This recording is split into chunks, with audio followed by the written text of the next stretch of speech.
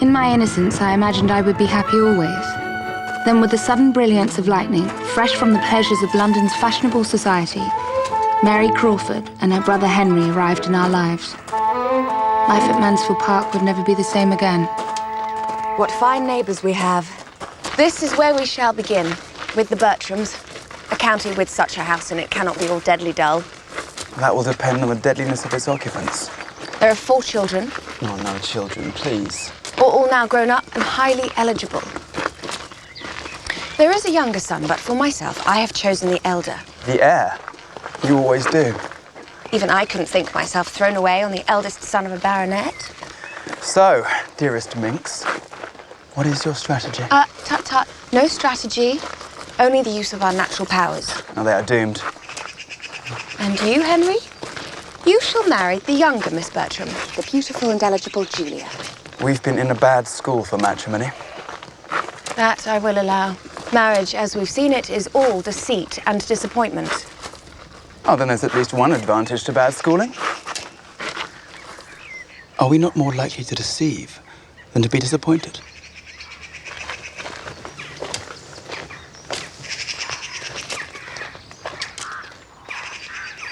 Here they are. One can always rely on fashionable people to be half an hour late. Well, they don't have far to come. I can't imagine a country cottage will amuse them for long. Indeed. Their mother, dear creature, could not endure it above a week. They were pretty as children. How do they look now? Well, Miss Crawford may have the London style, but her prettiness does our girls no disservice. She's altogether too small and too brown. And her brother, my dear, his income may be satisfactory, but his plain, very plain. On the subject of Mr. Crawford's plainness, we must allow Julia to be the judge. I'm sorry that the rest of my family are not here to greet you, Miss Crawford. Your eldest son is not with you, Lady Bertram? Since his father has been gone, Tom prefers London or Newmarket to Mansfield. I do feel for you, Lady Bertram. Has Sir Thomas encountered difficulties in Antigua? It is, I believe, extremely hot. Circumstances in the West Indies are much less favourable than before, Mr. Crawford. I did not at all like to have Sir Thomas leave me, but I have been astonished at how well Edmund supplies his place in carving, in settling with the servants. I take his advice in everything. Well, then perhaps Mr. Bertram may advise me. How might I advise you, Miss Crawford? I'm assured that my harp has arrived safe in Northampton. But do you think I can hire a cart to convey it here? No, I cannot. You would find it difficult, Miss Crawford, to hire a horse and cart just now, in the middle of harvest. I expect I should understand you in time. But coming from London, where everything can be got with money, I'm quite put out by your country ways. You could not be expected to have thought of it before, Miss Crawford, but once you do, you must see the importance of getting in the grass. Anyone for more lemonade? Our one disadvantage, Miss Crawford, is that Mariah's wedding has to wait until after Christmas for our father's return. January is a very disagreeable month in which to marry. It is surely the most difficult month in which to make such a long sea voyage.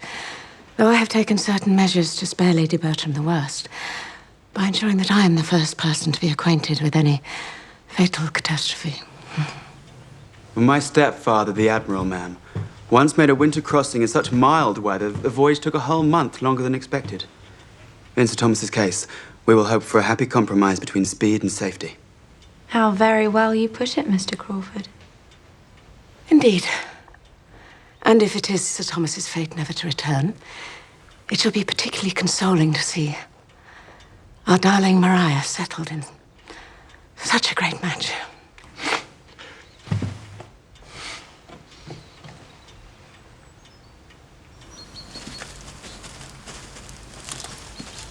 Maria is without her parasol. Funny. Mariah catches a headache, we shall all suffer.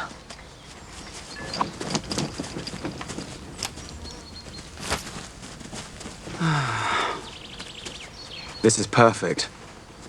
I'm tempted to call it too perfect. If this were mine, I would introduce an element of the unexpected, of romance. A ruined castle, perhaps. We have no castle to ruin, sir. It is only pretense, Miss Julia. One builds and ruins at the same time. Allow me. Allow me.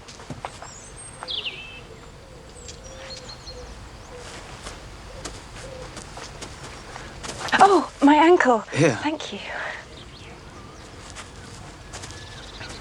One is reminded. If Mansfield were mine, I should add a folly. Now that I look at it objectively, Miss Crawford, I like what I see too much to want to change it. Come, Edmund. You must surely fancy a little chapel. Why in heaven would Mr. Bertram want a chapel? Does he enjoy forcing ladies out of their bed early in order to kneel on a stone floor? Especially unpleasant if the poor chaplain isn't worth looking at. I am shortly to be ordained as a clergyman, Miss Crawford. Well, then you must forgive my pleasantries, Mr. Bertram. I did not know.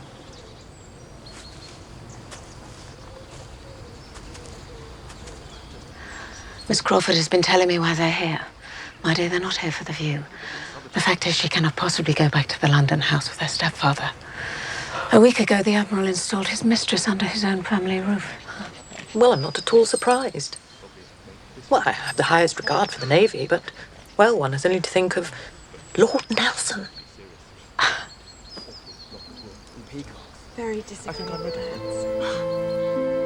I rather think Julia's ready to be fallen in love with. You're telling me that you don't like it? Follows down.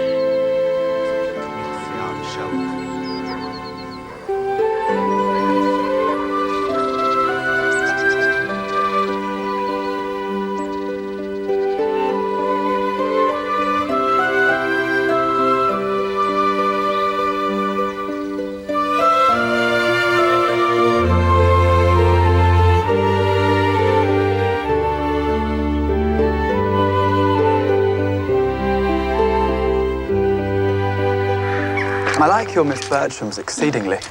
They give themselves no airs. No.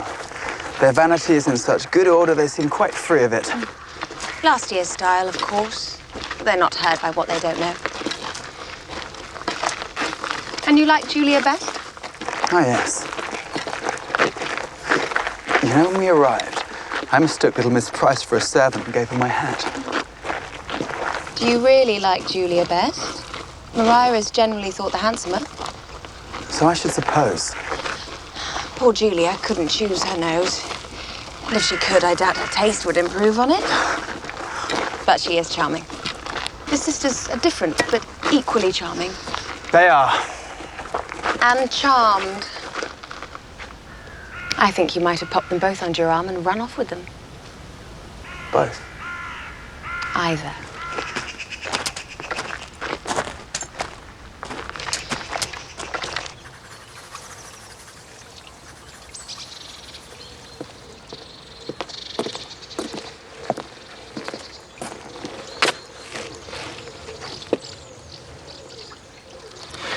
Fanny, what's your opinion of Miss Crawford?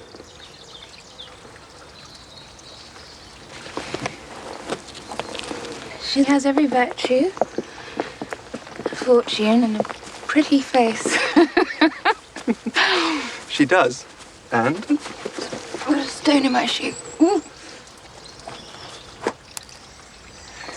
But Edmund, does she truly hate to pray? Does she really believe everything can be got with money? I think Miss Crawford talks to amuse rather than anything else. And Fanny, are you riding tomorrow? Yeah. Then I'll have the mare saddled up half an hour early. Miss Crawford wants to learn, and Jenny is much our quietest horse. You won't be inconvenienced. I'll make sure we're no more than half an hour.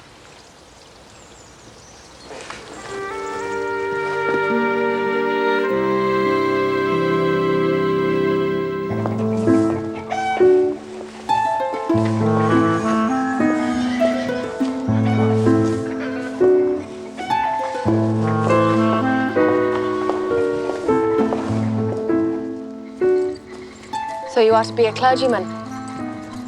I am, yes. I'm surprised. Come, do change your mind. You really are fit for something better. It's not too late. You could go into the law. Go into the law with as much ease as I might go for a ride. Well, usually there's an uncle or a grandfather to leave a fortune to the second son. An admirable practice, but I'm an exception and must shift for myself. Besides, even with a fortune, I would make the same choice. But men like to distinguish themselves, don't they?